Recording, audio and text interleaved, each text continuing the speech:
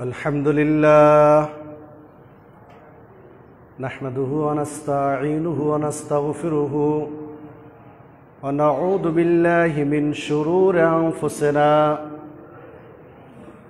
ومن سيئات أعمالنا من يهده الله فلا مضل له ومن يضلل فلا هادي له وأشهد أن لا إله إلا الله وحده لا شريك له وأشهد أن محمدا عبده ورسوله أرسله بالحق بشيرا ونذيرا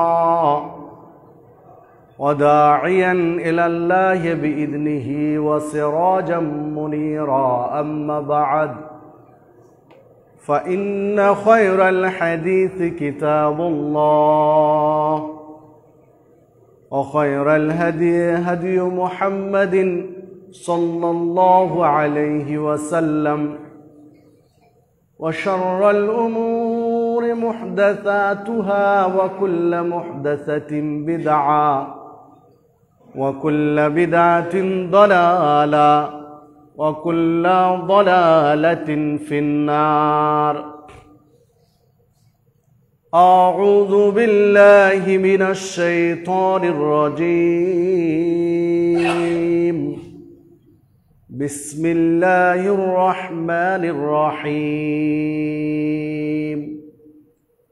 قاف والقرآن المجيد بل عجبوا أن جاءهم منذر منهم فقال الكافرون هذا شيء عجيب أإذا متنا وكنا ترابا ذلك رجع بعيد قد علمنا ما تنقص الأرض منهم وعندنا كتاب حفيظ وقال الله تعالى في موضع آخر فإذا قضيت الصلاة فانتشروا في الأرض وابتغوا من فضل الله واذكروا الله كثيرا لعلكم تفلحون وقال الله تعالى في موضع آخر يا أيها الناس كلوا مما في الأرض حلالا طيبا ولا تتبعوا خطوات الشيطان إنه لكم عدو مبين وقال الله تعالى في موضع آخر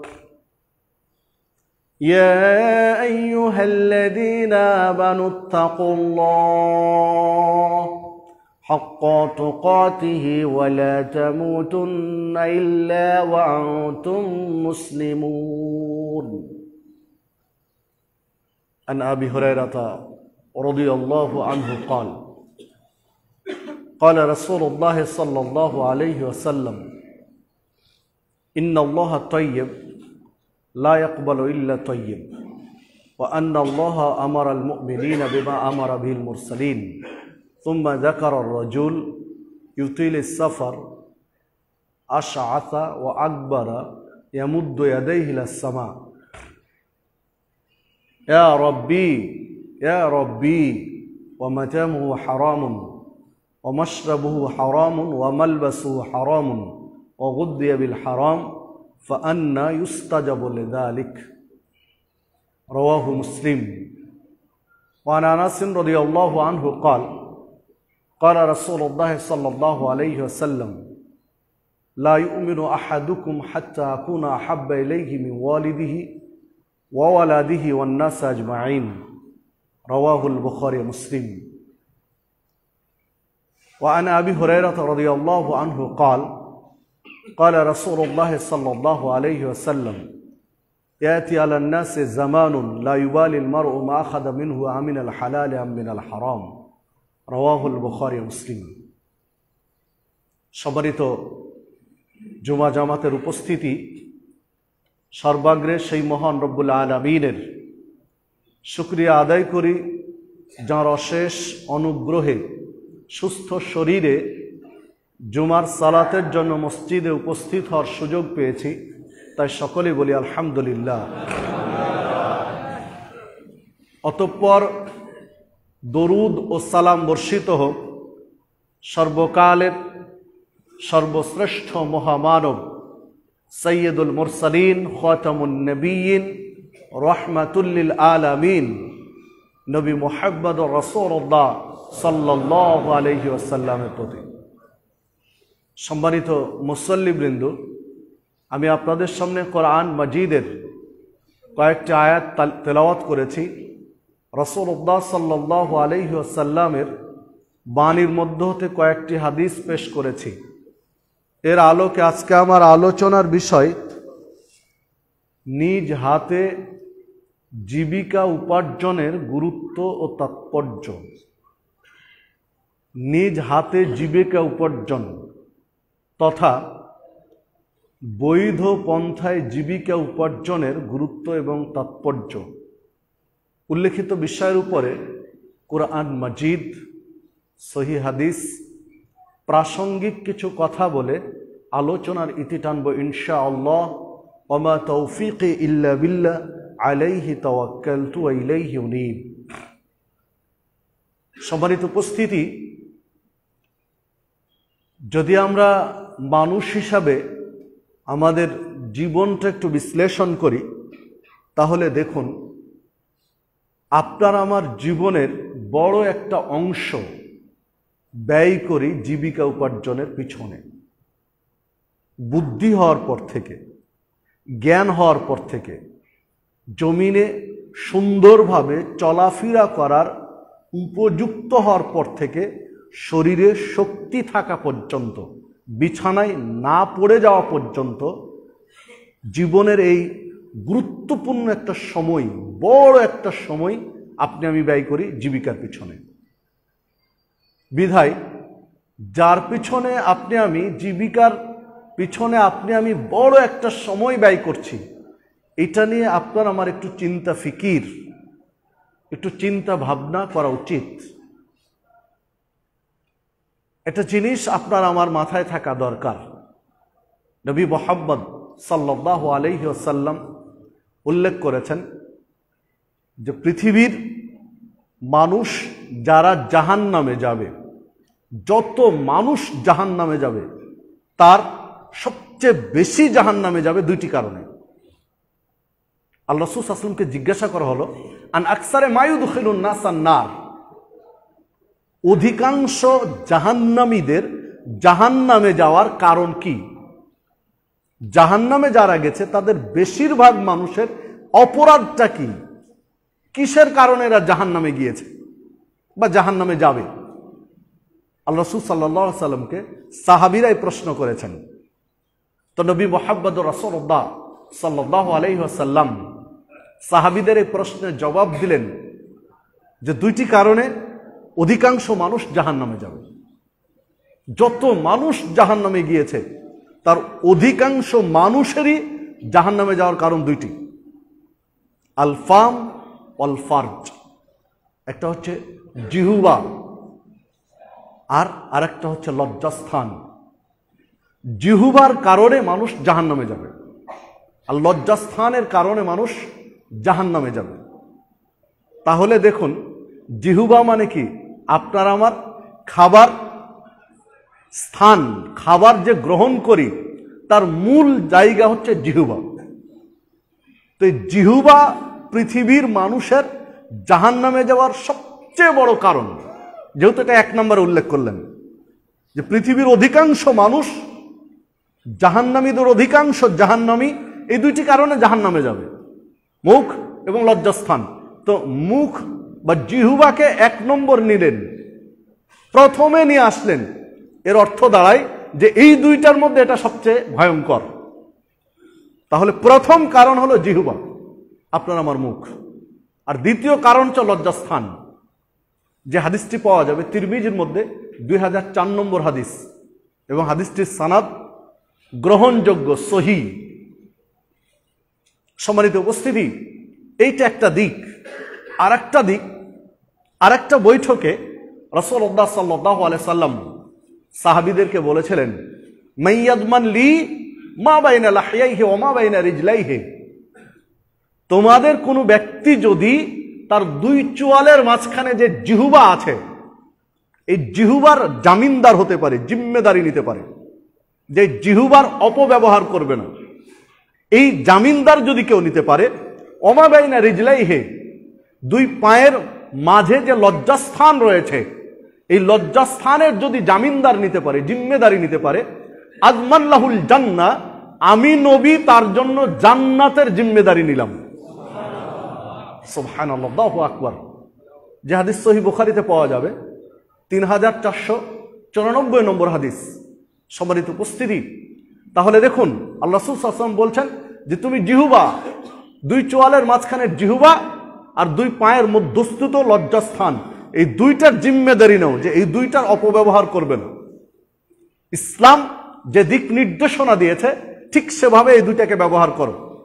ইসলাম যে জায়গায় এই 2টা ব্যবহার করতে নিষেধ করেছে সেটা তুমি কন্ট্রোল করো, নিয়ন্ত্রণে রাখো। তাহলে আদমাল্লাহুল জান্নাহ, আল্লাহর কাছ থেকে জান্নাত নিয়ে দেওয়ার জিম্মেদারি আমি তোমার জন্য নিচ্ছি।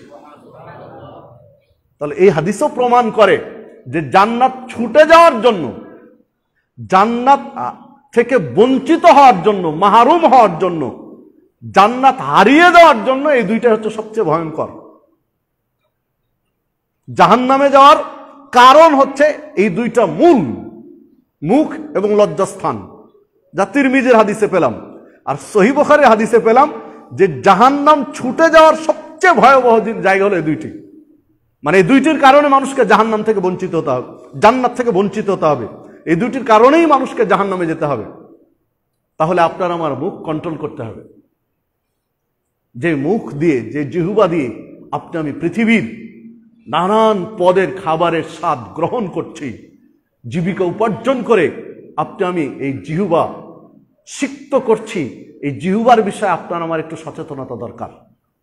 বিধায় এই জিহুবার সিক্ত করা একটা বড় মাধ্যম, যেটা আপনি আমি জীবনে ব্যয় করছি জীবিকার পিছনে, রুজির পিছনে। এই জন্য এই বিষয়টা একটু আলোচনা করা প্রয়োজন মনে করে আমি বিষয়টি তুলে ধরেছি। একটু মনোযোগ দিয়ে শোনার জন্য, অনুধাবন করার জন্য, বিশ্লেষণ করার জন্য, হাদিসের শিক্ষাগুলো নিজ জীবনে গ্রহণ করার জন্য বিনীত অনুরোধ রাখছি। সম্মানিত উপস্থিতি, চলুন আল্লাহ রাব্বুল আলামিন কুরআন মাজিদের মধ্যে সূরা জুমা 10 নম্বর আয়াতে উল্লেখ করেছেন, ফাইদা কুদিয়াতিস সালাত, যখন সালাত শেষ হয়ে যায়। মানে এটা কিন্তু জুমার সালাতের কথা বলা হয়েছে, এটা সূরা জুমার আয়াত, জুমার আলোচনা। আগের আলোচনাগুলো জুমার আলোচনা আর কি। তো জুমা কেন্দ্রিক আলোচনা আগে আল্লাহ রাব্বুল আলামিন করেছেন।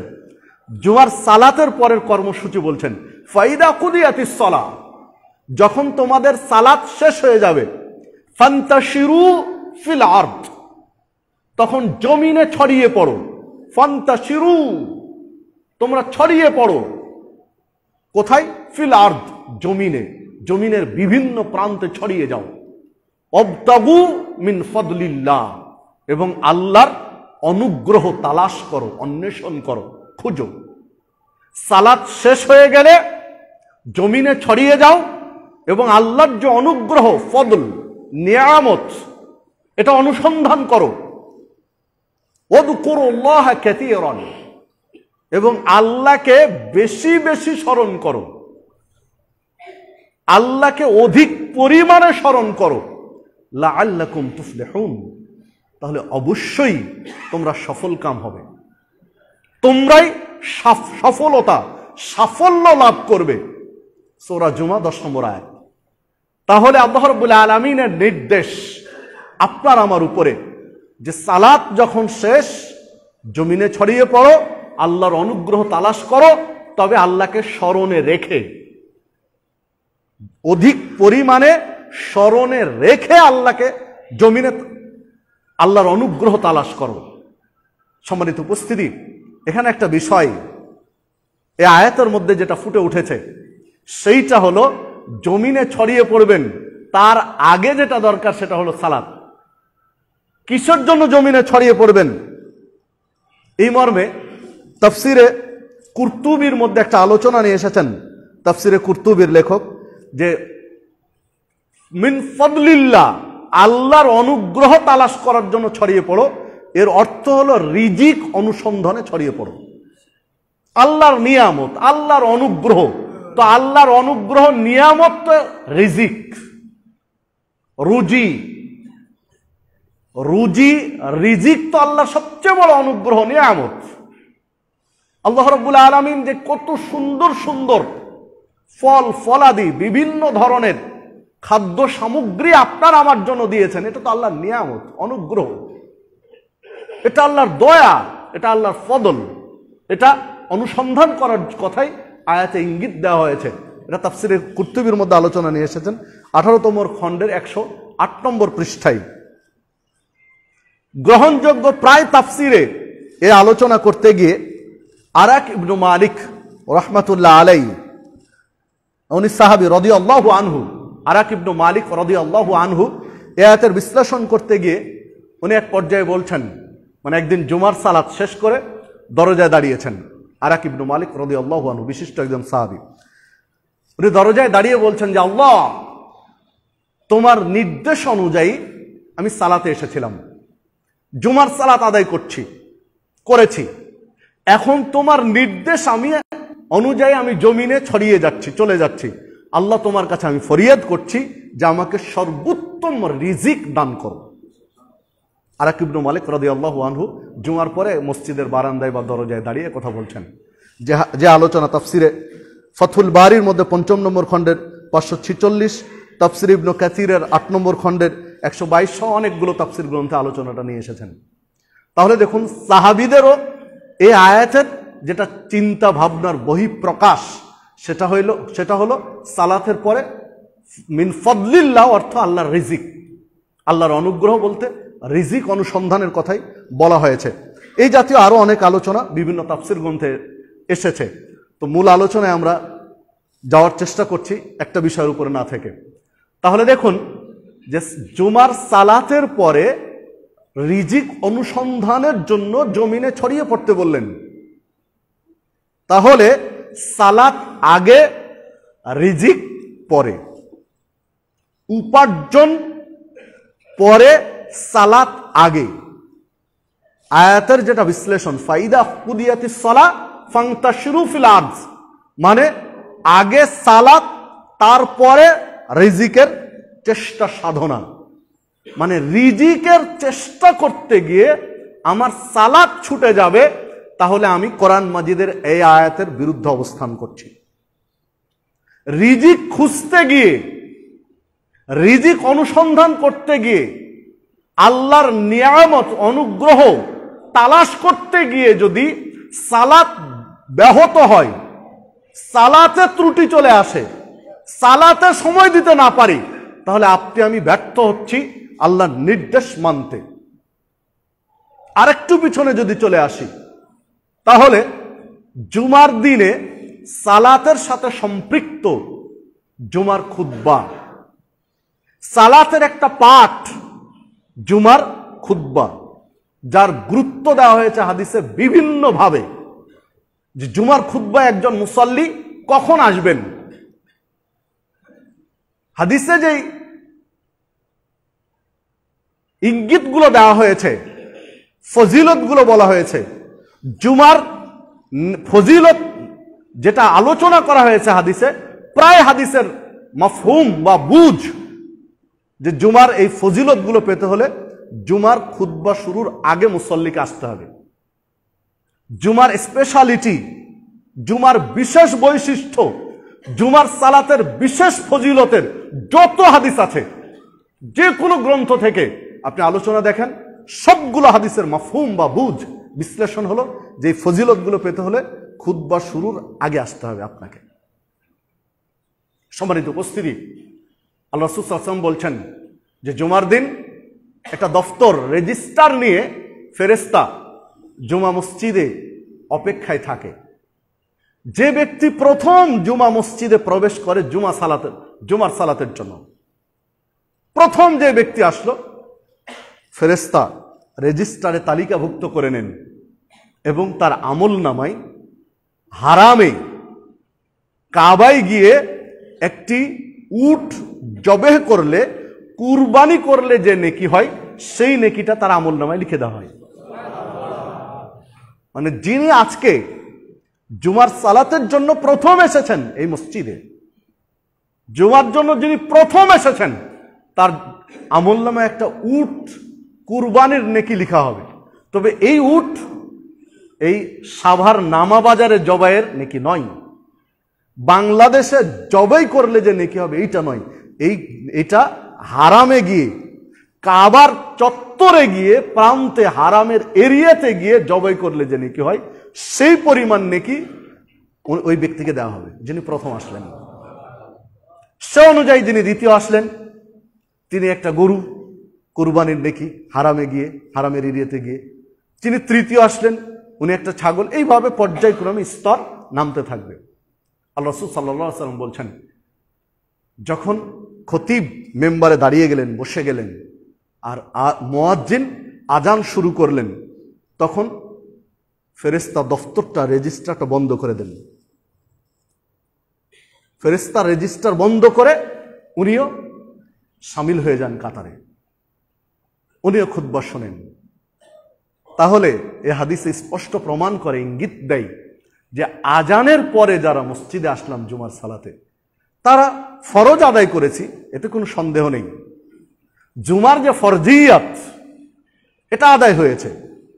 যেটা আপনার আমার দায়বদ্ধতা, জুমার সালাত আদায় করব, এটা আপনার আমার দায়বদ্ধতা। আপনি আমি দায়ী পড়ে আছে এই জায়গায়, এটা আপনি আমি দায়বদ্ধ।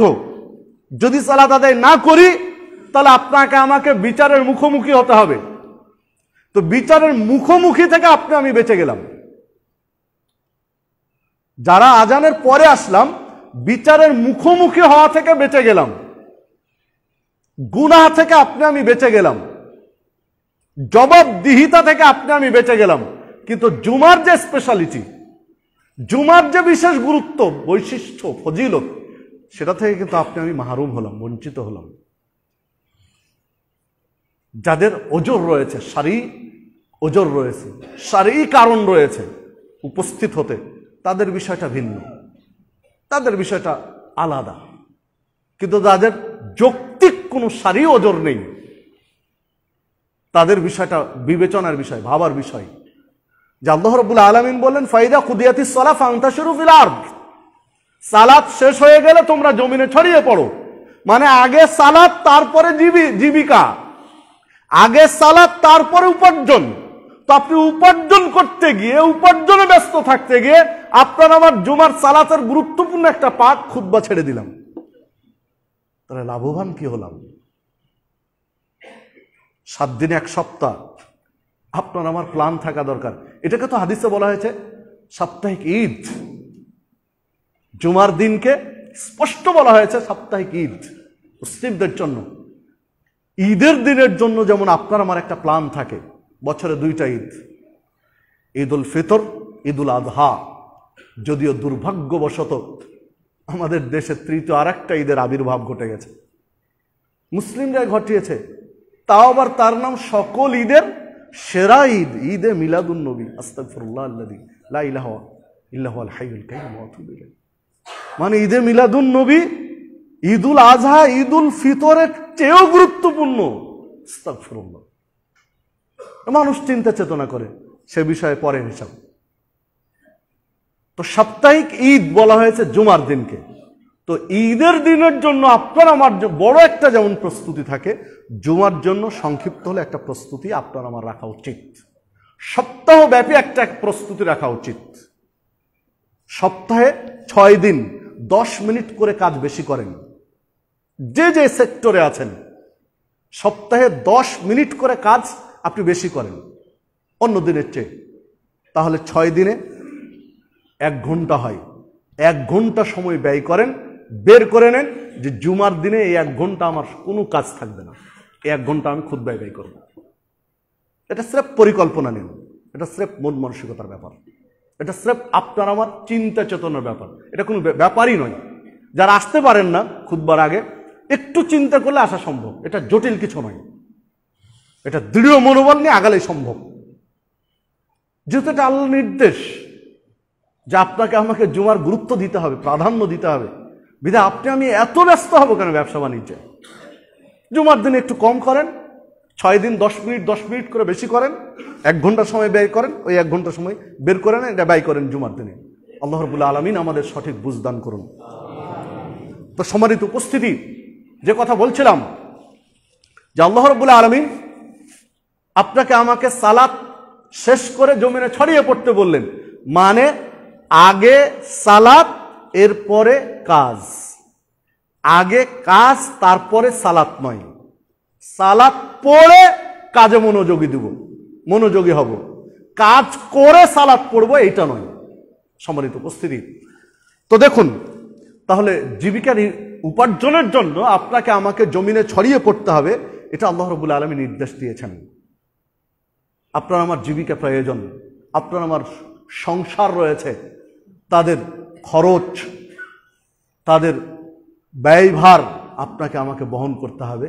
এটা আপনার আমার জিম্মেদারি অভিভাবক হিসাবে, পরিবারের অভিভাবক হিসাবে এটা আপনার আমার জিম্মেদারি, পরিবারের উপার্জনক্ষম সদস্য হিসাবে এটা আপনার আমার জিম্মেদারি, যেটা ইসলাম আপনাকে আমাকে দিয়েছে, যে আপনাকে আমাকে উপার্জন করে পরিবারের খরচ বহন করতে হবে, সংসারের ব্যয় নির্বাহ করতে হবে। দেখুন, এই ব্যয় নির্বাহের ক্ষেত্রে সর্বোত্তম কোনটি, এই মর্মে আল্লাহ রাসূল সাল্লাল্লাহু আলাইহি ওয়াসাল্লাম বিভিন্নভাবে ইঙ্গিত দিয়েছেন। আন আবি হুরায়রা রাদিয়াল্লাহু আনহু আনিন নবী সাল্লাল্লাহু আলাইহি ওয়াসাল্লাম قال, আবু হুরায়রা রাদিয়াল্লাহু আনহু বলেন যে নবী করিম সাল্লাল্লাহু আলাইহি ওয়াসাল্লাম বলেছেন, খায়রুল কাসাবে কাসাবু ইয়াদিল আমিলে ইযা নাসাহা, সর্বোত্তম জীবিকা হলো, সর্বোত্তম উপার্জন হলো কাসবু ইয়াদিল আমিল, কোন শ্রমজীবী, কোন কর্মচারী, কোন ব্যক্তি তার নিজ হাতে যে উপার্জনটা করবে, ইযা নাসাহা, যখন সে তার কাজে আন্তরিকতার সাথে মনোযোগী হয়ে নিজ হাতে যে উপার্জন করবে, এইটা হলো সর্বোত্তম উপার্জন। যত কিছু উপার্জন করবে একজন ব্যক্তি, যা কিছু একজন ব্যক্তি ইনকাম করবে, তার মধ্যে সর্বোত্তম ইনকাম হলো আন্তরিকতার সাথে যেটা নিজ হাতে উপার্জন করেছে। যে হাদিসটি পাওয়া যাবে মুসনাদে আহমাদের মধ্যে 8393 নম্বর হাদিস, এছাড়াও অনেক গ্রন্থ হাদিসটি রয়েছে। শেখ আলবানী সহিহ তারগিব ও তারহিবের মধ্যে নিয়ে এসেছেন 776 নম্বর হাদিস, এবং গ্রহণীয় সানাদে, হাসান সানাদে। এখানে দুইটা দিক হাদিসের শব্দে, একটা দিক হলো কাসবু ইয়াদিল আমিল, যে একজন শ্রমজীবী মানুষ, কর্মচারী মানুষ বা একজন ব্যক্তি নিজ হাতে উপার্জন করবে, এ একটা পাঠ। হাদিসের আর একটা পাঠ হলো ইদা নাসাহা, যখন কাজে আন্তরিক। দুইটা দিক, তখন এটা হলো সর্বোত্তম আমল। ইসলাম কতটা সামঞ্জস্যপূর্ণ জীবন ব্যবস্থা, ইসলামের যে বিষয় নিয়ে আপনি একটু চিন্তা ভাবনা করবেন, চিন্তা ফিকির করবেন, যে বিষয় নিয়ে আপনি একটু গভীরে ঢুকবেন, আপনি আশ্চর্য হবেন যে পৃথিবীতে ইসলাম ধর্মের চেয়ে আর মানে গ্রহণযোগ্য সামঞ্জস্যশীল কোন বিধান পৃথিবীতে দ্বিতীয়টি আপনি আনতে পারবেন না, দেখাতে পারবেন না। যে কোনো জীবন ব্যবস্থা, যে কোনো ইজম, তরিকা, থিওরি, যা কিছু আপনি নিয়ে আসবেন পৃথিবীর, দেখবেন ইসলামের কাছে সে কিছুই না। মানে কতটা ন্যায়সঙ্গত, ইনসাফপূর্ণ কথাবার্তা একটু দেখেন। যে কাসবু ইয়াদিল আমিল, যে কর্মচারী শ্রমজীবী মানুষ নিজ হাতে উপার্জন করবে, তবে ইদা নাসাহা, যখন সে আন্তরিক। মানে একজন কর্মচারী তার কর্মে যদি ফাঁকি দেয়, নিজ হাতে উপার্জন করছে, সে একজন কর্মচারী, সে মালিকের অধীনে কাজ করছে, সে চাকরি করছে কোনো মালিকের অধীনে, ও নিজ হাতে উপার্জন করছে কিন্তু ফাঁকি দিচ্ছে, সে কাজে আন্তরিক নয়, সে কাজে ফাঁকি দিচ্ছে, তাহলে এই উপার্জনটা সর্বোত্তম নয়। যদি নিজ হাতের উপার্জনই সর্বোত্তম হতো, নিজা না সাহা এই শব্দ না আসতো, এই শর্ত যদি না আসতো, তাহলে যে যে সেক্টরে কাজ করছি, আমি একজন স্কুল টিচার, স্কুলে ফাঁকি দিয়ে কাজ করছি, এটা তো আমার নিজ হাতের উপার্জন, আমার পরিশ্রম করে উপার্জন, তাহলে আমার উপার্জনটাই শ্রেষ্ঠ হতো। কিন্তু আমি যে ফাঁকি দিচ্ছি, আমি যে ঠিকমতো ক্লাস নিচ্ছি না, আমি ঠিকমতো ক্লাস নিচ্ছি, ডিউটি পালন করছি, কিন্তু ক্লাসটা আন্তরিকতার সাথে নিচ্ছি না। আমি যতটুকু জানি, যে চ্যাপ্টার, যে পাঠ, যে অধ্যায় আমি ছাত্রকে পড়াচ্ছি, সে অধ্যায়টা আমি হক আদায় করে পড়াচ্ছি না, সঠিকভাবে বুঝাচ্ছি না, ছাত্রদের কাছ থেকে আদায় করে নিচ্ছি না, মানে আমি ফাঁকি দিচ্ছি, তাহলে আমার উপার্জনটা কি শ্রেষ্ঠ উপার্জন নয়? আমি একজন গার্মেন্টস শ্রমিক, আমি একজন কোনো দোকানের কর্মচারী, আমি একজন হোটেল বয় বা আর কিছু, তাহলে আমি তো নিজ হাতে উপার্জন করছি, কিন্তু আমি যদি ফাঁকি দেই তাহলে আমারটা শ্রেষ্ঠ উপার্জন নয়। মানে আমার ডিউটি আমাকে আন্তরিকতার সাথে করতে হবে, আমার কাজ আমি আন্তরিকতার সাথে করে উপার্জন যেটা করব সেটা হচ্ছে সর্বোত্তম উপার্জন। কি সামঞ্জস্য দেখেন, কতটা সামঞ্জস্য। মানে মালিক যেন ক্ষতিগ্রস্ত না হয়, প্রতিষ্ঠানের মালিক যেন কর্মচারীর মাধ্যমে ক্ষতিগ্রস্ত না হয়, ইসলাম সেটাও দেখেছে। একদিকে ওই ব্যক্তির উপার্জনকারীর উপার্জনের, নিজ হাতে উপার্জনের শ্রেষ্ঠত্বের দিকটা খেয়াল করেছে, আরেকদিকে মালিক যেন কর্মচারীর দ্বারা ক্ষতিগ্রস্ত না হয় সেটাও খেয়াল করেছে। তাহলে কতটা সামঞ্জস্যপূর্ণ চিন্তা ভাবনা ইসলামের, আপনি একটু চিন্তা করলে দেখতে পাবেন। সম্মানিত উপস্থিতি, চলুন এরপরের আলোচনায়, এরপরের দু একটি বিষয় আপনি আমি বিশ্লেষণ করি। আনিল মিকদাম ইবনে মাআদি কারাব রাদিয়াল্লাহু আনহু আন রাসূলুল্লাহ সাল্লাল্লাহু আলাইহি ওয়াসাল্লাম, মিকদাম ইবনে মাআদি কারাব রাদিয়াল্লাহু আনহু রাসূলুল্লাহ সাল্লাল্লাহু আলাইহি ওয়াসাল্লাম থেকে বর্ণনা করেন, তিনি বলেন, মা কাসাবুর রাজুলু কাসবান আতয়াবা মিন আমালি ইয়াদিহি ওয়া মা আনফাকার রাজুলু আলা নাফসিহি ওয়া আহলিহি ওয়া ওয়ালাদিহি ওয়া খাদিমিহি ফাহুয়া সাদাকা। যে একজন ব্যক্তি যা কিছু উপার্জন করে তার সর্বোত্তম উপার্জন হলো যেটা সে নিজ হাতে উপার্জন করে। নিজ হাতে যেটা উপার্জন করে, নিজ হাতে যে জীবিকা নির্বাহ করে, নিজ হাতে যেটা কামাই করে, এটা হলো তার সর্বোত্তম উপার্জন। তবে এই কামাইটা, সর্বোত্তম উপার্জনটা নিজ হাতে কামাই করে যখন এটা আনফাকর রাজুল আলা নাফসিহি, সে নিজের জন্য ন্যায়সঙ্গতভাবে খরচ করে, ওয়া আহলিহি পরিবারের জন্য খরচ করে, ওয়া ওয়ালাদিহি সন্তানের জন্য খরচ করে, ওয়া খাদিমিহি তার খাদেম কর্মচারী গৃহ পরিচারিকা এদের জন্য খরচ করে, ফাহুয়া সাদাকা, তখন এটা সাদাকার নেকি হিসেবে গণ্য হয়। সুবহানাল্লাহ, আল্লাহু আকবার। ইবনে মাজাহ 2138 নম্বর হাদিস এবং সনদ সহিহ। তাহলে দেখুন, একজন ব্যক্তি নিজ হাতে উপার্জন করে, এটা সর্বোত্তম রিজিক, সর্বোত্তম উপার্জন। এই সর্বোত্তম উপার্জন থেকে যেটা তার নিজের জন্য, পরিবারের জন্য, সন্তানের জন্য, এমনকি কর্মচারীর জন্য ব্যয় করে, এই প্রত্যেকটা ব্যয়ে সাদাকার নেকি আল্লাহর পক্ষ থেকে নির্ধারণ করা হয়। আপনি যে কষ্ট করে উপার্জন করেছেন, আপনি যে কষ্ট করে ইনকাম করছেন, আপনি পরিবারে খরচ করতে গিয়ে কৃপণতা করবেন, এটা ইসলাম বলেনি। হ্যাঁ, অন্য জায়গায় অবশ্য বলা হয়েছে যে অপব্যয় করবে, এটাও ইসলাম বলেনি। মানে অপব্যয়ও নয়, আবার কৃপণতাও নয়। অপব্যয়ও করা যাবে না, আবার কৃপণতাও করা যাবে না। মানে যেটা প্রয়োজন সেটা আপনি খরচ করেন, যেটা দরকার সেটা আপনি খরচ করেন। খরচ করতে গিয়ে অপব্যয় করা যাবে না, অপচয় করা যাবে না, আবার কৃপণতাও করা যাবে না। তো ন্যায়সঙ্গত যে খরচটা আপনি পরিবারের জন্য করবেন, এটা হলো সাদাকা। আল্লাহ রাসূল সাল্লাল্লাহু আলাইহি ওয়াসাল্লাম অন্য একটি হাদিসের মধ্যে বলেছেন যে মুমিনের জীবনটা আশ্চর্য, এক আশ্চর্য জীবন মুমিনের। মুমিন যা কিছু করে তাতে আল্লাহ নেকি লিখে দেন, সাদাকার নেকি দিয়ে দেন। আল্লাহ রাসূল সাল্লাল্লাহু আলাইহি ওয়াসাল্লাম বলছেন, একজন মুমিন যখন আল্লাহু আকবার বলে তখন সাদাকার নেকি আল্লাহ লিখে দেন। একজন মুমিন যখন আলহামদুলিল্লাহ বলে তখন সাদাকার নেকি আল্লাহ লিখে দেন। একজন মুমিন যখন সুবহানাল্লাহ বলে তখন সাদাকার নেকি লিখে দেওয়া হয়। একজন মুমিন যখন খরচ করে পরিবারের জন্য তখন সাদাকার নেকি লিখে দেওয়া হয়।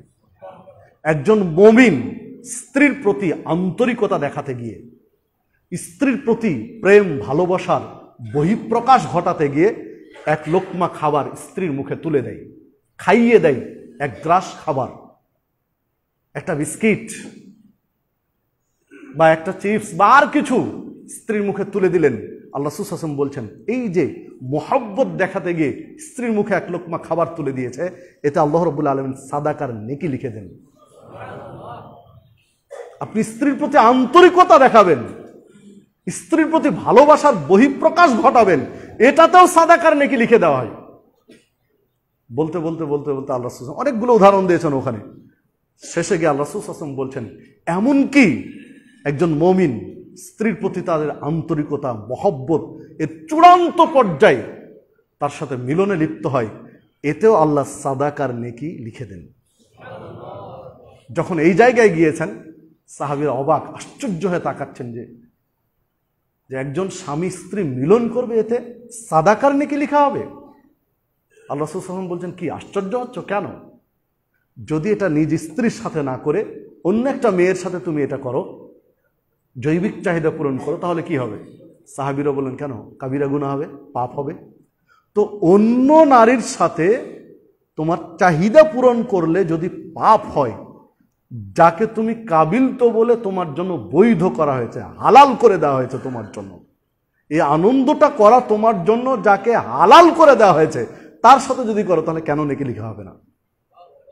আল্লাহ রাসূল সাল্লাল্লাহু আলাইহি ওয়াসাল্লাম বলছেন, সম্মানিত উপস্থিতি, প্রসঙ্গ আসলো তাই বলছি যে পরিবারের জন্য আপনি যেটা ব্যয় করবেন সেটা সাদাকার নেকি। আল্লাহ আপনাকে সুযোগ দিয়েছেন, সম্পদ দিয়েছেন। কথার কথা একটা উদাহরণ আপনাকে দিচ্ছি, যে আপনার ছেলেকে আপনি একজন ভালো কারির কাছে, ভালো একজন হাফেজের কাছে সুন্দরভাবে তাজবিদ সহকারে কোরআন মাজিদ শিখাতে আপনি সক্ষম।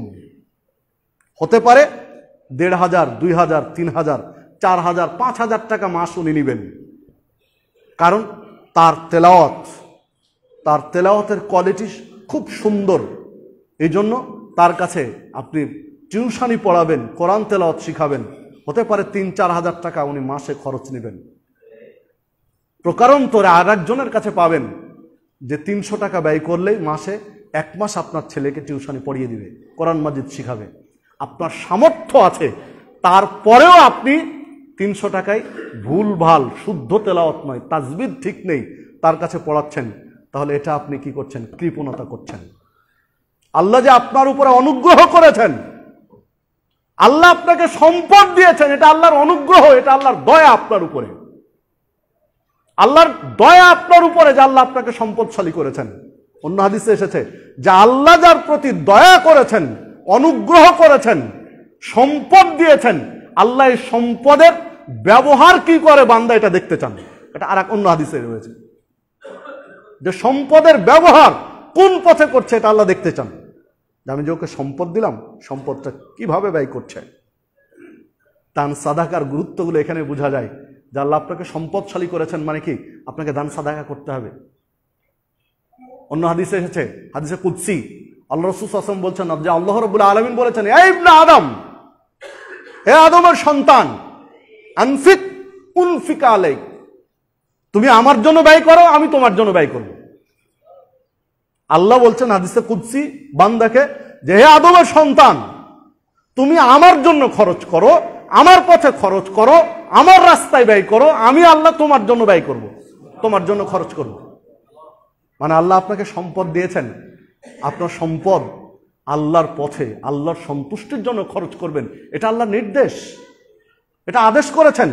তো আল্লাহ আপনাকে সম্পদ দিয়েছেন, আপনি পড়াতে সক্ষম আপনার ছেলেকে, ভালো করে দিন শেখাতে আপনি সক্ষম, সুন্দরভাবে দিন শেখাতে সক্ষম, কিন্তু আপনি কেন ব্যবস্থা নিচ্ছেন না? কেন আপনি দায় সারা একটা ব্যবস্থা করে পার করে দিলেন? তাহলে আপনি যে আল্লাহর অনুগ্রহ, এই অনুগ্রহের কৃতজ্ঞতা আপনি স্বীকার করেননি। অনুগ্রহের জন্য যে আপনার কৃতজ্ঞতা, শুকরিয়া আদায় করা দরকার, সেখান থেকে বঞ্চিত হয়েছেন। তো যাকে যে কথা বলছিলাম, যে আল্লাহ রাব্বুল আলামিন আপনাকে যে সামর্থ্য দিয়েছেন, ওই সামর্থ্য অনুযায়ী আল্লাহর পথে আপনাকে আমাকে ব্যয় করতে হবে। আল্লাহর পথে আপনাকে আমাকে আল্লাহর দেওয়া সামর্থ্য অনুযায়ী ব্যয় করতে হবে, এটা আল্লাহর নির্দেশ। দুই হাতে মানুষ যে কামাই করে, ইনকাম করে, এটা সর্বোত্তম উপার্জন। আন রাফি ইবনে খাদিজ রাদিয়াল্লাহু আনহু قال, রাফি ইবনে খাদিজ রাদিয়াল্লাহু আনহু থেকে বর্ণিত, তিনি বলেন, কিলা ইয়া রাসূলুল্লাহ, সাহাবীরা জিজ্ঞাসা করলেন যে হে আল্লাহর রাসূল সাল্লাল্লাহু আলাইহি ওয়াসাল্লাম, আইয়ুল কাসবে আতিয়াবু আলা আমালুর রাজুল, একজন মানুষ যা কিছু উপার্জন করে, একজন মানুষ যত কিছু ইনকাম করে, তার উপার্জনে, ইনকামে সর্বোত্তম উপার্জন কোনটা? একজন মানুষ বহু টাকা পয়সা ইনকাম করেছে, তার সর্বোত্তম, সবচেয়ে ভালো ইনকাম, সবচেয়ে ভালো উপার্জন কতটুকু, কোনটুকু? তো আল্লাহ রাসূল সাল্লাল্লাহু আলাইহি ওয়াসাল্লাম বলেন, আমালুর রাজুলি বিয়াদিহি, আল্লাহর কাছে সর্বোত্তম উপার্জন হচ্ছে নিজ হাতের উপার্জন। নিজ হাতে যে উপার্জনটুকু করেছে, এটা সবচেয়ে ভালো উপার্জন। ওয়াকুল্লু বাইইন মাবরুরিন, দ্বিতীয় সর্বোত্তম উপার্জন হলো প্রত্যেক হালাল ব্যবসা। এটা সাভার নামাবাজার জামে মসজিদ, আপনাদের ব্যবসা স্পটের, ব্যবসা কেন্দ্রের মাঝখানে মসজিদ। তাহলে এখানে আমরা এতক্ষণ যে দুই তিনটা হাদিস পেলাম, এগুলো তো একটা সাইডেই ছিল, শুধু নিজ হাতের উপার্জন। আর এই হাদিসে আরেকটা নতুন জিনিস পেলাম, যে কুল্লু বাইইন মাবরুরিন, প্রত্যেক হালাল ব্যবসা।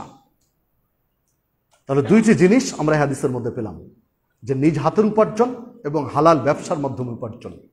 এই দুইটি হলো সর্বোত্তম উপার্জন নবী মুহাম্মদ সাল্লাল্লাহু আলাইহি ওয়াসাল্লামের ভাষ্য অনুযায়ী। যে হাদিসটি পাওয়া যাবে মুসনাদ আহমদের মধ্যে 17304 নম্বর হাদিস। এছাড়াও বহু গ্রন্থে রয়েছে, শেখ আলবানী সিলসিলা সহিহের মধ্যে নিয়ে এসেছেন 607 নম্বর হাদিস, মেশকাতে 2783 নম্বর হাদিস, হাসান সনদে, মানে গ্রহণীয় সনদে। আর অনেকগুলো গ্রন্থ রয়েছে। তাহলে হালাল ব্যবসা আর নিজ হাতের উপার্জন, এই দুইটা হলো সর্বোত্তম উপার্জন। আহাল্লাল্লাহুল বাইয়া ওয়া হাররামার রিবা, আল্লাহ ব্যবসা হালাল করেছেন আর সুদ হারাম করেছেন। সুদ হারাম, ব্যবসা হালাল। তো হালাল ব্যবসার মাধ্যমে যে উপার্জনটা হবে, এটা সর্বোত্তম উপার্জন, এটা সর্বোৎকৃষ্ট আপনার আয়, ইনকাম। তবে শর্ত হলো ব্যবসাটা হালাল হতে হবে, ব্যবসা যেন হারাম না হয়, হালাল হতে হবে।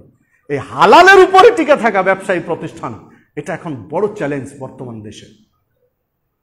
বর্তমান দেশে হালাল ব্যবসা করা, বৈধ ব্যবসার উপরে টিকে থাকা, অটল থাকা, এটা বড় চ্যালেঞ্জ। যারা ব্যবসা করেন তারা বিষয়টা ভালো বুঝেন যে কতটা চ্যালেঞ্জ, কতটা কঠিন। কারণ ব্যবসায়ী প্রতিষ্ঠানগুলো, ব্যবসায়ী সিন্ডিকেটগুলো যে স্রোত চলছে, এটা অবৈধ সিন্ডিকেট স্রোতের। এই স্রোতের গতিতে আপনাকে উল্টো চলতে হবে। স্রোত চলছে উল্টো, স্রোত চলছে একদিকে, আপনাকে উল্টো চলতে হবে, আপনাকে হালাল উপরে থাকতে হবে। তাহলে আপনার উপার্জনটা সর্বোত্তম, সর্বোৎকৃষ্ট। দেখুন, ব্যবসা হালাল হারামের কিছু সূত্র আল্লাহ রাসূল সাল্লাল্লাহু আলাইহি ওয়াসাল্লাম দিয়েছেন, যেগুলো আজকে আলোচনা করার সুযোগ হবে না। এই বইটার মধ্যে আলোচনাগুলো আমি সম্ভবপর নিয়ে এসেছি। তো আল্লাহ রাসূল সাল্লাল্লাহু আলাইহি ওয়াসাল্লাম একদিন বাজারের ভিতর দিয়ে যাচ্ছেন। আল্লাহ রাসূল সাল্লাল্লাহু আলাইহি ওয়াসাল্লাম রাস্তা দিয়ে যাচ্ছেন, মাঝখানে বাজার পড়েছে, তো বাজারের ভিতর দিয়ে যাচ্ছেন। তো বাজারে যেতে গিয়ে একজন খেজুর ব্যবসায়ী খেজুর স্তূপ করে রেখেছেন, খেজুর পালা দিয়ে রেখেছেন, সুন্দর গুছানো খেজুর স্তূপ করা আছে, স্পষ্টা সাজানো আছে। আমাদের দেশে বিভিন্ন ফল ফ্রুটের যারা ব্যবসা করেন, কি সুন্দরভাবে ফলগুলো সাজিয়ে রাখেন, একদম সারি সারি করে, দেখেই মজা লাগে। তো এইরকম খেজুর সাজানো।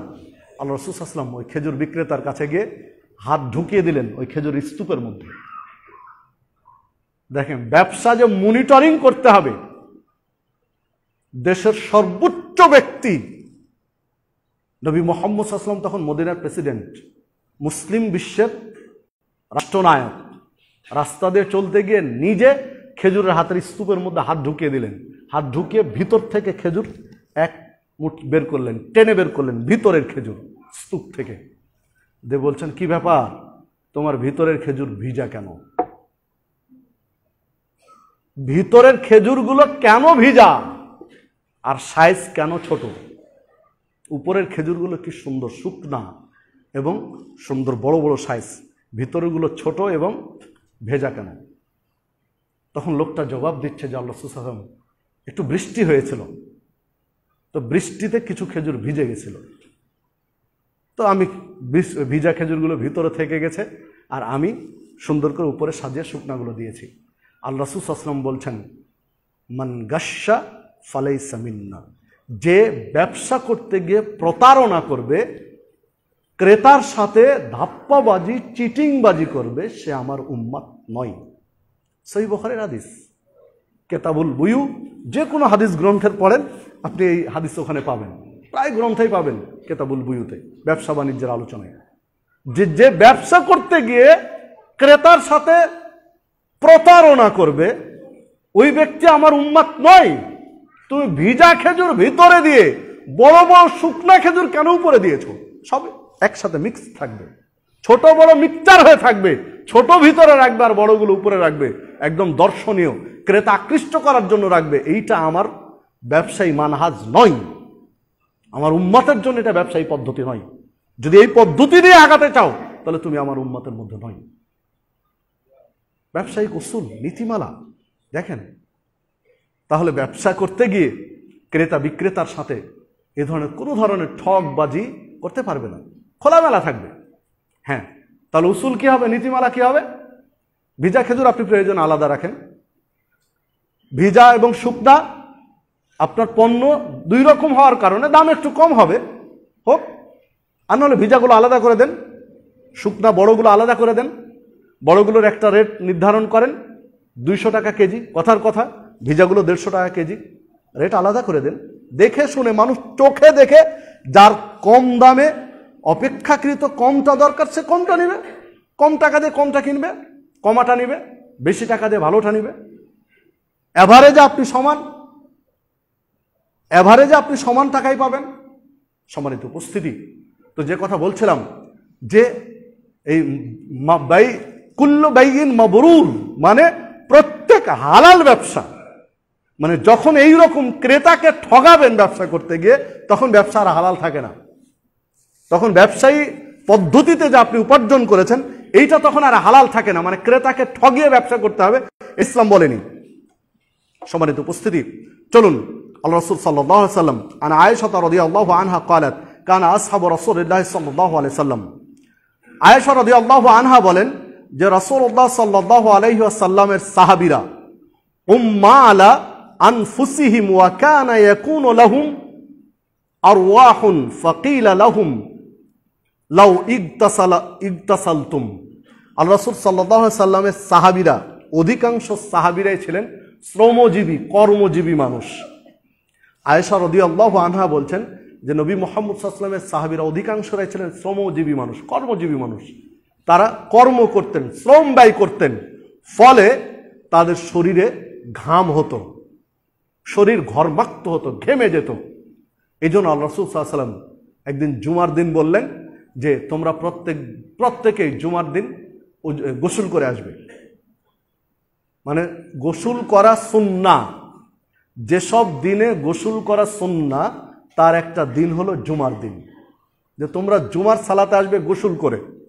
তো এই গোসল করে আসবে জুমার সালাত, এই আলোচনা রয়েছে সহিহ বুখারীর 2071 নম্বর হাদিস আর অনেক গ্রন্থে। তো জুমার দিন গোসল করে আসবে, এটা আর এই আলোচনা সহিহ বুখারীর অন্য জায়গায় লম্বাভাবে এসেছে। যেহেতু তখন সৌদি আরবে, এখনো সৌদি আরবে পানির স্বল্পতা রয়েছে, বিভিন্ন প্রক্রিয়ায় তারা পানি সরবরাহ করেছে, কিন্তু পর্যাপ্ত পানি সে সময় ছিল না। যেহেতু মরুভূমি অঞ্চল, পানির দুর্লভ, দুষ্প্রাপ্য পানি তাদের কাছে, এই জন্য গোসল তারা কন্টিনিউ করতে পারতেন না, নিয়মিত গোসল করতে পারতেন না। হঠাৎ গোসল করতেন, কয়েকদিন পরে, এক সপ্তাহ বা আরও বেশি পরে গোসল করতেন। তো গরমের, প্রচণ্ড গরমের দিন আল্লাহ রাসূল সাল্লাল্লাহু আলাইহি ওয়াসাল্লাম জুমার সালাতে এসেছেন, খুতবায় দাঁড়িয়েছেন। তো ঘেমে ঘেমে সাহাবীরা এসেছেন, কয়েকদিন গোসল করা হয়নি, কয়েকদিন ধরে ঘর্মাক্ত শরীরে। ফলে দেখা যাচ্ছে মসজিদের মধ্যে একটা দুর্গন্ধ পরিবেশ তৈরি হয়েছে, দুর্গন্ধময় পরিবেশ গোটা মসজিদের মধ্যে। সেই দিন আল্লাহ রাসূল সাল্লাল্লাহু আলাইহি ওয়াসাল্লাম সাহাবীদেরকে বললেন যে আগামী জুমা থেকে জুমার দিন তোমরা গোসল করে আসবে, জুমার দিন তোমরা গোসল করে মসজিদে আসবে, যেন ঘামের গন্ধ তোমাদের শরীর থেকে না বের হয়। মানে আমি যেটা বুঝাতে গিয়ে আপনাকে এই আলোচনা পেশ করছি যে তারা পরিশ্রম করতেন, কাজ করতেন। সাহাবীরা পরিশ্রম করেন, নিজ হাতে উপার্জন করতেন, সর্বোত্তম রিজিক ভোগ করার চেষ্টা করতেন।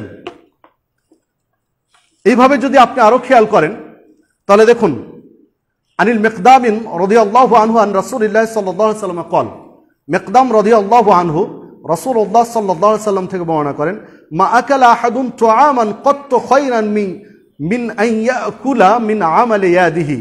মানুষ যত খাবার তার জিহ্বায় তুলে দেয়, যত লোকমা তার জিহ্বায় দেয়, তার মধ্যে সর্বোত্তম লোকমা হলো যেটা নিজ হাতে উপার্জন করে খাবার সংগ্রহ করেছে। আপনি যা কিছু খান তার মধ্যে সবচেয়ে উত্তম খাবার হলো যেটা আপনি নিজ হাতে উপার্জন করে ক্রয় করেছেন। আপনার ইনকাম সোর্সটা যেটা নিজ হাতে ছিল, নিজ হাতের ইনকাম ছিল, মানে আপনি নিশ্চিত যে এটা হালাল, হালাল টাকা দিয়ে খেয়েছেন। আপনি কি খেয়েছেন এইটা কিন্তু হাদিসে নেই। আপনি কি খেয়েছেন, কত দামি খেয়েছেন, ফাস্ট ফুড খেয়েছেন না চাইনিজ খেয়েছেন, ফল ফলাদি খেয়েছেন না লবণ ভাত খেয়েছেন, এটা কিন্তু হাদিসে নেই। সেটা যাই হোক না কেন, হতে পারে সেটা কাঁচামরিচ আর লবণ দিয়ে ভাত খেয়েছেন, হতে পারে সে আপনি উটের গোস্ত দিয়ে খেয়েছেন, আরো কিছু দিয়ে খেয়েছেন, সেটা বড় ফ্যাক্ট নয়। ফ্যাক্ট হলো যেটা আপনি নিজ হাতে উপার্জন করে শতভাগ নিশ্চিত হয়েছেন যে খাবারটা হালাল, এই লোকমাটা যেটা দিয়েছেন জিহ্বাতে, এটা হলো সর্বোত্তম লোকমা। নবী মুহাম্মদ সাল্লাল্লাহু আলাইহি ওয়াসাল্লাম উল্লেখ করেছেন। এই কথা বলার পরে বলছেন, ওয়া ইন্না নবিয়াল্লাহ দাউদ আলাইহি ওয়াসাল্লাম, কেননা আল্লাহর নবী দাউদ আলাইহি ওয়াসাল্লাম কানা ইয়াকুলু মিন আমালি ইয়াদিহি, দাউদ আলাইহিস সালাম নিজ হাতে উপার্জন করে খেতেন। উনি নবী, অথচ নিজ হাতে উপার্জন করে দাউদ আলাইহিস সালাম জীবিকা উপার্জন করতেন। যে হাদিস পাবেন সহিহ বুখারীর 2072 নম্বর হাদিস। রাসূলুল্লাহ সাল্লাল্লাহু আলাইহি ওয়াসাল্লাম বলছেন, কানা জাকারিয়া ও নাজ্জারান, জাকারিয়া আলাইহিস সালাম ছিলেন কাঠ মিস্ত্রি, সুতার। উনি একজন নবী, কিন্তু তার জীবিকা উপার্জনের পথ ছিল কাঠমিস্ত্রি। কাঠমিস্ত্রির কাজ করে তিনি নিজের জীবিকা উপার্জন করতেন নবী হওয়ার পরে। যে আলোচনা পাবেন সহিহ মুসলিমের মধ্যে 2379 নম্বর হাদিস। এভাবে আল্লাহ রাসূল সাল্লাল্লাহু আলাইহি ওয়াসাল্লাম বিভিন্ন জায়গায়, আল্লাহ রাব্বুল আলামিন কোরআন মাজিদে বিভিন্ন জায়গায় অতীতের নবী রাসূলদের ইনকাম সোর্স উল্লেখ করেছেন। নবী রাসূলদের ইনকাম সোর্স কেন উল্লেখ করেছেন, তাদের ইনকামের পথ কেন উল্লেখ করেছেন, মানে এখান থেকে আপনাকে আমাকে শিক্ষা নিতে বলেছেন, শিখার জন্য আপনাকে আমাকে এই ইতিহাসগুলো তুলে ধরেছেন। যেমন আল্লাহ রাব্বুল আলামিন সূরা কাসাস 26 থেকে 27 নম্বর আয়াতে উল্লেখ করেছেন যে মুসা আলাইহিস সালাম তার দেনমোহর হিসাবে বিয়ে করেছিলেন, বিয়ের দেনমোহর হিসাবে 8 থেকে 10 বছর শ্বশুরের ছাগল চড়িয়ে দিয়েছিলেন। এটা কোরআন মাজিদের আলোচনা। সূরা কাসাসের 26 এবং 27 নম্বর আয়াত পড়েন, এর তাফসীর দেখেন যে তার দেনমোহর ছিল ছাগল চড়িয়ে দিবে। এক জায়গায় আছে 8 বছর, আরেক জায়গায় রয়েছে 10 বছর। তাহলে 8 থেকে 10 বছর ছাগল চড়িয়ে দিবে শ্বশুরের, ফ্রি, বিনা পয়সায়। এটা হলো দেনমোহর, এবং সেটা উনি পরিশোধ করেছিলেন। ঠিক অন্য আরেকটা আলোচনায় রয়েছে যে ইয়াকুব আলাইহিস সালাম 7 বছর মেষ চড়িয়ে দেনমোহর পরিশোধ করেছিলেন। ইয়াকুব আলাইহিস সালাম। দাউদ আলাইহিস সালাম একজন কর্মকার ছিলেন, যেটা আগের আলোচনায় ফুটে উঠেছে। যে আলোচনা সূরা আম্বিয়ার 80 নম্বর আয়াতের আলোচনায় পাওয়া যাবে যে দাউদ আলাইহিস সালাম মানে কিভাবে কাজ করতেন। মানে সে সময় তিনি কাঠ দিয়ে বিভিন্ন জিনিস তৈরি করে বিক্রি করতেন। এরপরে দেখুন জাকারিয়া আলাইহিস সালাম কাঠমিস্ত্রি ছিলেন, আর আল্লাহ রাসূল সাল্লাল্লাহু আলাইহি ওয়াসাল্লাম ছাগল চড়িয়েছেন দীর্ঘ সময়। যে আলোচনা রয়েছে সহিহ বুখারীর 2262 নম্বর হাদিসে, মানে নবী মুহাম্মদ সাল্লাল্লাহু আলাইহি ওয়াসাল্লাম ছাগল চড়িয়েছেন, নবী মুহাম্মদ সাল্লাল্লাহু আলাইহি ওয়াসাল্লাম ব্যবসা করেছেন, ব্যবসা বাণিজ্য করেছেন, যেগুলো বিভিন্ন আলোচনা বিভিন্ন জায়গায় রয়েছে। তাহলে নবী এবং রাসূলগণ তারা মানে বসে বসে খেয়েছেন, আপনি আলোচনা পাবেন না। সাহাবায়ে কেরাম যেমন নিজেরা পরিশ্রম করেছেন, ঠিক রাসূল সাল্লাল্লাহু আলাইহি ওয়াসাল্লাম, নবীগণ, অতীতের নবীগণ তারাও পরিশ্রম করে জীবিকা উপার্জন করেছেন। এই আলোচনাগুলো বিভিন্ন জায়গায় পাওয়া যায়। আল্লাহ রাসূল সাল্লাল্লাহু আলাইহি ওয়াসাল্লাম বলছেন যে একজন ব্যক্তি কাঠ সংগ্রহ করবে, জঙ্গলে গিয়ে কাঠ কেটে, কাঠ বোঝা বহন করে, সেই কাঠ নিয়ে গিয়ে বাজারে বিক্রি করে জীবিকা নির্বাহ করবে, এইটা অনেক ভালো অন্যের কাছে হাত পাতার চেয়ে, ভিক্ষা করার চেয়ে। যে আলোচনা পাওয়া যাবে সহিহ বুখারীর 2074, সহিহ বুখারীর 1471 সহ আরও একাধিক গ্রন্থে, যে কারো কাছে হাত পাতবেন, ভিক্ষা করে খাবেন, এর চেয়ে জঙ্গলে গিয়ে কাঠ কেটে বোঝা বহন করে সেটা বিক্রি করে জীবিকা নির্বাহ করা, কাঠ বা খড়ি বা রাস্তার যে টোকায় পলিথিন খুঁটিয়ে বেড়ায়, মানুষের বিভিন্ন ফেলে দেওয়া বোতলগুলো এক জায়গায় জমা করে বিক্রি করে সংসার নির্বাহ করছে, এই লোকটা অনেক ভালো অন্যের কাছে হাত পাতার চেয়ে, ভিক্ষা করার চেয়ে অনেক ভালো। যদিও আমি এটাকে খুব ছোট মনে করি, জি না, আল্লাহ তার অতটুকু সুযোগ দিয়েছেন, তার ব্যবসা করার মতো টাকা নেই, তো ওটাই তার ভালো লাগছে, বাস ভালো, সে নিজ হাতে বিভিন্ন জিনিস টুকিয়ে টুকিয়ে সে জীবিকা নির্বাহ করছে, এটা খারাপের কিছু নেই। ইসলাম কোনো কর্মকে ছোট করে দেখেনি, ইসলাম কোনো কর্মকে ছোট করে দেখেনি। ঠিক অমুসলিমদের কাছে, বহির্বিশ্বে অমুসলিম রাষ্ট্রগুলো কর্মকে ছোট করে দেখে না, আমরাই ছোট করে দেখি মুসলিমরা। অথচ ওই ট্র্যাডিশন হওয়া দরকার ছিল আপনার আমার। কর্ম সে যা করুক না কেন, একটা ছেলে যতই ভালো হোক, যতই ভদ্র হোক, যতই শিক্ষিত হোক, তার কর্মটা যদি একেবারে ছোট হয়, তাহলে একজন ধনাঢ্য ঘরের প্রভাবশালী মেয়ে বিয়ে দিতে চায় না। শিক্ষিত তো কি হয়েছে, তার কর্মটা একদম খারাপ, কি করে সমাজে মুখ দেখাবো আমার জামাই এই কাজ করে, আমার স্ট্যাটাস টিকে না, পরহেজগার নয়, দিনদার নয়, সালাত পড়ে না, সিয়াম পালন করে না, বিড়ি খায়, গাঁজা খায়, ইয়াবা খায়, ওই ছেলের সাথে মেয়ে বিয়ে দিতে তার আপত্তি নেই, স্ট্যাটাস ঠিক রাখতে হবে, তার পারিবারিক ঐতিহ্য ধরে রাখতে হবে, বড় ঘরের ছেলেকে মেয়েকে বিয়ে দিতে হবে। এটা সমাজের বাস্তবতা। মানে আমি কর্মকে ছোট করে দেখেছি, জি না, ইসলাম কর্মকে ছোট করে দেখেনি। নবী রাসূলগণ ছোট ছোট কর্ম করেছেন, তারা দ্বিধাবোধ করেননি। তো সম্মানিত উপস্থিতি, অনেক সময় নিয়ে ফেলেছি। দেখুন, আল্লাহ রাসূল সাল্লাল্লাহু আলাইহি ওয়াসাল্লাম বলছেন যে মানুষের হালাল পথে উপার্জন করা উচিত, কেননা মানুষ তাড়াহুড়া করবে, দুশ্চিন্তা করবে রিজিক নিয়ে, এটা প্রয়োজন নেই। এক লোকমা খাবার তার বাকি থাকতে আল্লাহ তার মৃত্যু দিবেন না। আপনার আমার জন্মের 50,000 বছর আগে আপনার আমার রিজিকের ব্যবস্থা করেছেন আল্লাহ রাব্বুল আলামিন। আগে জন্ম নিয়েছি, তারপরে রিজিক বন্টন করেছেন, জিরা আগে রিজিক বন্টন করেছেন, তারপরে পৃথিবীতে আল্লাহ পাঠিয়েছেন। সূরা হুদ 6 নম্বর আয়াত, ওমা মিন দাব্বাতিন ফিল আরদ ইল্লা আলাল্লাহি রিজকুহা। আল্লাহ বলছেন, আমি জমিনে মানুষ শুধু নয়, কোনো প্রাণী সৃষ্টি করি না তার রিজিক নিশ্চিত না করে। ওমা মিন দাব্বাতিন ফিল আরদ, জমিনে কোনো প্রাণী আমি সৃষ্টি করি না ইল্লা আলাল্লাহি রিজকুহা, আমি তার রিজিক নিশ্চিত না করে। তাহলে আগে রিজিক নিশ্চিত করেছেন, তারপরে একটা প্রাণীকে আল্লাহ সৃষ্টি করেছেন। আল্লাহর নিপুণ সৃষ্টি, আল্লাহর সুন্দরতম সৃষ্টি মানুষ, সৃষ্টিগুলোর মধ্যে শ্রেষ্ঠ সৃষ্টি হচ্ছে মানুষ। আর এই মানুষের জন্য আল্লাহ রিজিক নিশ্চিত না করে, এমনি একটা প্রাণী যদি সৃষ্টি করেন রিজিক নিশ্চিত করে, আর আপনাকে আমাকে সৃষ্টি করবেন রিজিক নিশ্চিত না করে, এই চিন্তা করছেন? তিনি গোটা পৃথিবী পরিচালনা করেন, পৃথিবীর কোনো একটা প্রাণী না খেয়ে মরে যাবে, তার রিজিক নেই, এই ব্যবস্থা করেননি তিনি, আগে রিজিক নিশ্চিত করেছেন। তাহলে রিজিক নিয়ে আপনার আমার টেনশনের কারণ নেই। আল্লাহ রাসূল সাল্লাল্লাহু আলাইহি ওয়াসাল্লাম বলছেন, রিজিক নিয়ে তোমাদের কোনো দুশ্চিন্তার কারণ নেই। এক রিজিক, এক গ্রাস, এক লোকমা রিজিক তোমার বাকি থাকতে তোমার মৃত্যু হবে না। হ্যাঁ, রিজিকটা পেতে একদিন আগে না হলে পিছিয়ে পরে হতে পারে, হ্যাঁ আজ পাবে নাহলে আগামীকাল পাবে, রিজিক পেতে একটু দেরি হয়। একজন মানুষ ক্ষুধার্ত আছে, চেষ্টা করছে, তারপরও পরিবার ক্ষুধার্ত, এর অর্থ হলো তার রিজিকটা পেতে একটু দেরি হতে পারে তার জন্য এটা পরীক্ষা। তার রিজিকটা পেতে আল্লাহ রাসূল সাল্লাল্লাহু আলাইহি ওয়াসাল্লাম বলছেন, হ্যাঁ রিজিকটা পেতে একটু দেরি হতে পারে, তবে এক লোকমা খাবার বাকি থাকতে তোমার মৃত্যু হবে না।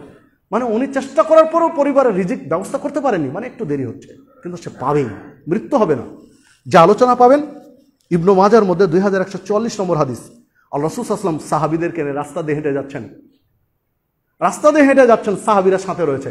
হঠাৎ জঙ্গলের ভিতর থেকে একজন যুবক, তাগড়া যুবক, জোয়ান মানুষ, জঙ্গলের ভিতর থেকে একদম ঘেমে ঘর্মাক্ত শরীরে বেরিয়ে আসছে। মানে ভিতরে কোনো কাজ করছিল, সে হয় কাঠ কাটছিল, না হলে কোনো পরিশ্রম করছিল, কাজ করছিল, মানে পুরো শরীর ঘেমে চুয়ে যাচ্ছে, ও জঙ্গলের ভিতর থেকে বেরিয়ে আসছে।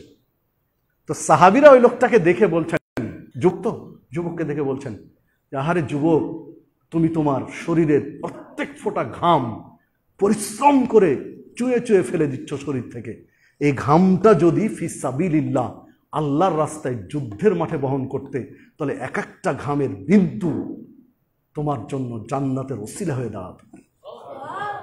সাহাবীরা বলছেন যে তুমি যদি এটা আল্লাহর পথে ব্যয় করতে, তাহলে এটা তোমার জন্য নাজাতের ওসিলা হতো। এই ঘাম তুমি এই জঙ্গলের ভিতর ব্যয় করে দিচ্ছ। তখন আল্লাহ রাসূল সাল্লাল্লাহু আলাইহি ওয়াসাল্লাম কি বললে? সাহাবীদেরকে বলছেন যে কি বললো ওকে? তোমরা কি মনে করো যে যুদ্ধের মাঠে যুদ্ধ করাই সির্ফ ফি সাবিলিল্লাহ, আল্লাহর রাস্তা? যুদ্ধের মাঠে তরবারি নিয়ে জিহাদ করাই শুধু ফি সাবিলিল্লাহ, এটাই তুমি মনে করো? তোমরা মনে করো? ওই যুবককে তোমরা নিরুৎসাহিত করছো। মনে রাখিও, কোনো ব্যক্তি তার নিজে, তার পরিবার, তার বাবা মা হালালের উপরে রাখার জন্য, নিজেকে, পরিবারকে, বাবা মাকে হালাল খাবার খাওয়ানোর জন্য যে পরিশ্রমটুকু করবে, যেই রক্তের ফোঁটা বা ঘামের ফোঁটা ঝরাবে, এইটা ফি সাবিলিল্লাহ, এটাও জেহাদের মতো নাকি? যুদ্ধ করে জেহাদ করে একজন ব্যক্তি যে নেকি পাচ্ছে, যেই ব্যক্তি হালাল পথে পরিবার পরিচালনা করার জন্য পরিশ্রম করে ঘামের বিন্দু ঝরাচ্ছে, সে ওই নেকিটা এখানেও পাবে। যে আলোচনা আপনি পাবেন বাইহাকি সোয়াবুল ঈমানের মধ্যে 9892 নম্বর হাদিস। অনেক গ্রন্থ রয়েছে, শেখ আলবানী সিলসিলা সহিহের মধ্যে 2232 নম্বর হাদিস আলোচনা করেছেন এবং সানাদ সহিহ। সম্মানিত উপস্থিতি, আলোচনা শেষ পর্যায়ে এসে উদাত্ত আহ্বান জানাই যে আসুন, আপনি আমি কোটি কোটি টাকার মালিক হওয়ার স্বপ্ন দেখি, কিন্তু সেটা বৈধ পন্থায়, হালাল পন্থায় চেষ্টা করি।